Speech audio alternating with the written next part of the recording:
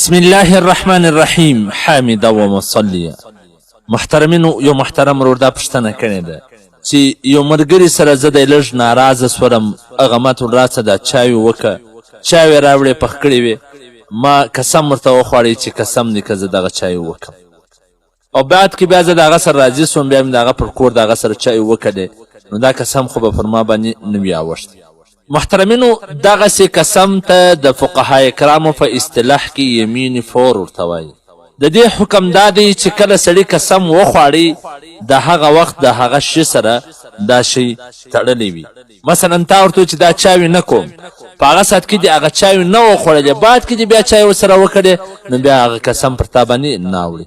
هغه چای په هغه ساعت کې که دې چیرې وکړلې، بیا به قسم د باندې اوړي. نو اوس ورځ کې تېره سوې ده، نو دغه قسم نه دی واقع سوی، تحنسه نه.